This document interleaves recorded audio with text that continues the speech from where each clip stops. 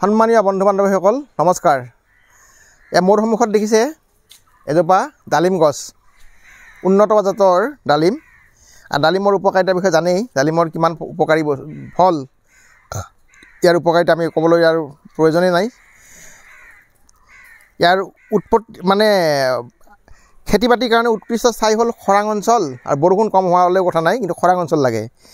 সেইকাৰণে আফগানিস্তান বা তেনেকুৱা পাৰস্য উপসাগৰীয় অঞ্চলত ইয়াৰ উৎপাদন খুব বেছি ভাল হয়, কাৰণ তাত খৰাং অঞ্চল আৰু শুকান জলবায়ু, ইয়াৰ উৎপাদন খুব ভাল হয়। কিন্তু আমি সেই বুলি ইয়াৰ নকৰা কাৰণ ভাৰতবৰ্ষতো হয়, আমাৰ ভাৰততো হয় বহুত ঠাইত, কিন্তু ইয়াক আমি উপযুক্ত পৰিৱেশ দিব লাগিব। এই মাটিত ৰুলে অলপ জেকনি লাগে সোনকালে, বেছি অসম ঠাই নহ'লে জেকা লাগি যায়।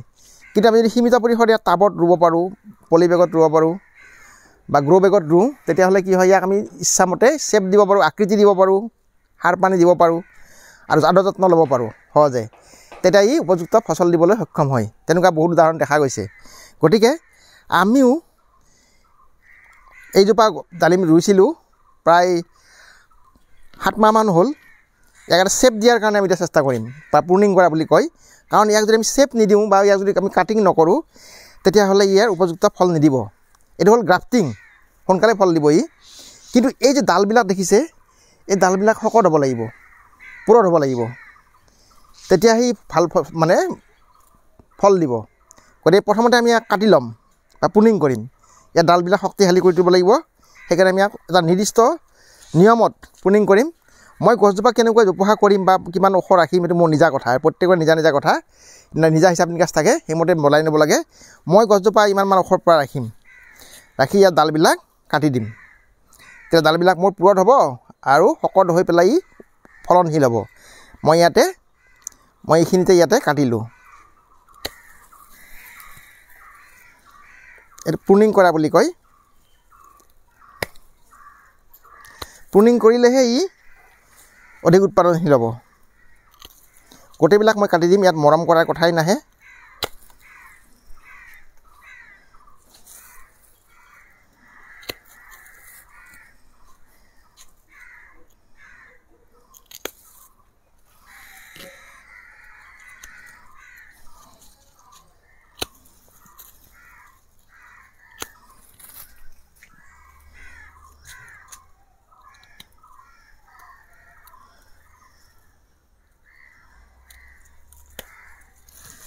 এয়া গোটেইবিলাক কাটি দিলোঁ। সৰুডালো কাটি দিব লাগে, ইয়াত কোনো ৰাখিব নালাগে। গুৰিলৈকে কাটি দিলোঁ।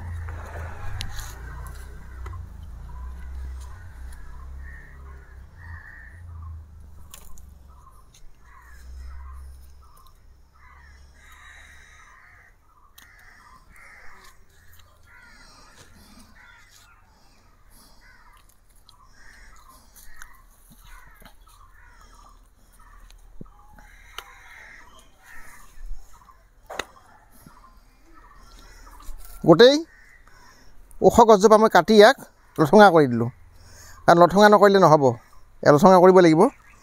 এতিয়া আমি কৰিব লাগিব কি, ইয়াক কাটিলেই নহ'ব, ইয়াকতো আমি ভালদৰে আকৃতি দিলেই নহ'ব, ইয়াক উপযুক্ত বস্তু, ইয়াক আমি খাদ্যৰ যোগান ধৰিব লাগিব। এতিয়া উপযুক্ত যদি খাদ্য যোগান নধৰোঁ, ই কেনেকৈ উৎপাদনশীল হ'ব? সেইকাৰণে আমি ইয়াৰ গুৰিটো অকণমান বনপাত গুচাই দি গুৰিটো আমি অকণমান এনেকৈ খান্দি ল'ম, খুচৰি ল'ম আৰু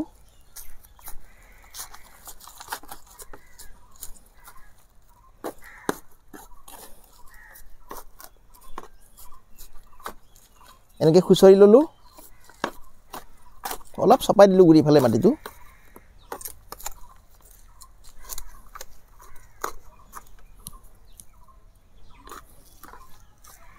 চপাই লৈ এতিয়া প্ৰথমতে মই দিম এয়া বনমিল। বনমিলটো ফলৰ গছত দিবই লাগে, আৰু বেছি দিনলৈ থাকে, ইয়াৰ খাদ্যটো সংৰক্ষিত হৈ থাকে, বহুত দিনলৈ এইটো ব্যৱহাৰ কৰিব পাৰে। গতিকে আমি বনমিল এমুঠিমান দি দিলোঁ। তাৰপিছত দিম পটাছিয়ামৰ উৎস। ইয়াত দেখিছে কলৰ বাকলি, এইটো দি দিলোঁ। পটাছিয়াম কেলছিয়াম নহ'লে কলৰ ফচল নহয়, ফচফৰাছ নহ'লে ফচল নহয়। তাৰপিছত দিম আমি এয়া আমাৰ ঘৰৰ পেলনীয়া সামগ্ৰী কণীৰ বাকলি এইবিলাক বেছি কমৰ কথা নাই বেছি হ'লেও কথা নাই কম হ'লেতো অলপ মানে কমিব আৰু কিন্তু বেছি হ'লে অসুবিধা একো নাই ৰাসায়নিক সাৰ নহয় এইবিলাক তাৰপিছত এয়া দিম চূণটো কেলছিয়ামো হয় আৰু ই মাটিটো কিছুমান বেক্টেৰিয়াৰ পৰা ভাইৰাছৰ পৰা ৰক্ষা কৰে লগতে পিএইচৰ মান নিৰ্ণয় মানে বেলেঞ্চটো ৰাখে পিএইচৰ যি মানদণ্ড বা মান সেইটো ই বেলেঞ্চটো সমতাটো ৰাখে তাৰপিছত দিম আমি নিমৰ খলিহৈ নিদিওঁ এতিয়া ইয়াতে মোৰ অলপ গোটাই থোৱা বস্তু আছে ঘৰৰে নিমৰ পাত শুকান পাত এইটো পচি পেলাই সাৰো হ'ব আৰু এই বেক্টেৰিয়া ভাইৰাছবিলাক মাৰিব অপকাৰীবিলাক গতিকে মই নিমৰ পাতে দিলোঁ এইটো নিম খলিহৰ হ'লে নিমৰ পাত দিলোঁ তাৰপিছত দিম এয়া পাত পচোৱা সাৰ এইটো সাংঘাতিক সাৰ এইটো শুকান পাত গছৰ পাত অলপ পচাই থ'ব লাগে উৎকৃষ্ট সাৰ এইটো দিলোঁ এতিয়া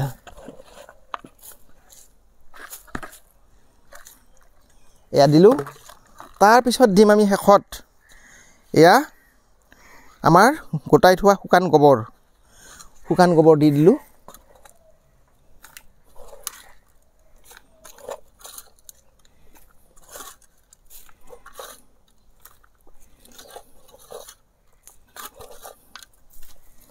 সুন্দৰকৈ দি দিলোঁ আচলতে ফলৰ গছত খলিহৈ লাগে সৰিয়হৰ খলিহৈ দিব লাগে কিন্তু এতিয়া গৰমত সৰিয়হৰ খলিহৈ দিলে অসুবিধা হয় আমি খলিহৈ দিয়া নাই ঠাণ্ডা অহাৰ লগে লগে ইয়াক খলিহৈ দিয়া হ'ব বা খলিহৈ পানী কৰি দিব পাৰি গুড়ি কৰি দিব পাৰি খলিহৈৰ পানীৰ সলনি আমি ভাতৰ মাৰ আৰু চাউল ধোৱা পানী এইবিলাক ৰাখি থৈ দিওঁ এইবিলাকো উৎকৃষ্ট নিউট্ৰিয়েণ্ট থাকে মানে ক্ষুদ্ৰ বহুত অণুজীৱ থাকে এইবিলাক মানে উপকাৰী বস্তু থাকে উদ্ভিদৰ গতিকে সেইকাৰণে আমি এইটো ইয়াতে দি দিলোঁ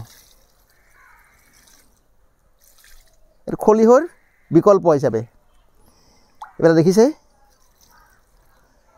দি দিলোঁ গতিকে ইয়াৰ খাদ্য আমি উপযুক্তভাৱে যোগাৰ ধৰিলোঁ এতিয়া ঠিক ভাদ মাহ পৰিব আৰু এতিয়া উদ্ভিদৰ গ্ৰোথৰ এটা উপযুক্ত সময় ঠিক বাৰিষাৰ শেষৰ ফালে সুন্দৰকৈ বাঢ়িব এতিয়া ই ঠাল ঠেঙুলি বাঢ়িব ডালবিলাক শকত হ'ব গতিকে ই নিজকে উৎপাদনশীল হোৱাৰ কাৰণে প্ৰস্তুত কৰি ল'ব পাৰিব গতিকে আমি অকল লুই থ'লেই নহ'ব গছজোপা উপযুক্ত প্ৰতিপালন কৰাটো উচিত আৰু এনেকৈ সীমিত পৰিসৰত কৰিলে গ্ৰ' বেগত কৰিলে বস্তাত কৰিলে বা এনেকৈ ডাঙৰ টাবত কৰিলে ইয়াক নাৰ্ছিং বা প্ৰতিপালন কৰাটো সহজ আৰু কম ঠাইতে কৰিব পাৰি ডালিম যদি বাৰান্দাত আমি তুলি থৈ দিওঁ বা ছাদত তুলি থৈ দিওঁ এনেকৈ লাগি থাকিব ৰঙা পৰি পকি থাকিব কেনেকুৱা লাগিব এটা নান্দনিক দৃশ্য বুলি ক'ব পাৰি দেখি মনটো ভাল লাগিল খাবলৈও পালোঁ উপযুক্ত জৈৱিকভাৱে উৎপাদন কৰা গতিকে এনেধৰণে আমি যদি কিয় নকৰোঁ কেৱল গ্ৰাফটিংটো আনিব লাগে পুলি ৰুব পাৰি পুলিটো অলপ দেৰি হয় উৎপাদনত গতিকে যোগাৰ কৰি আমি এনেকৈ ফুলৰ নিচিনাকৈ ফুল যোনে যাৰ ইচ্ছা আছে ফুল ৰুব পাৰে বা ৰুৱে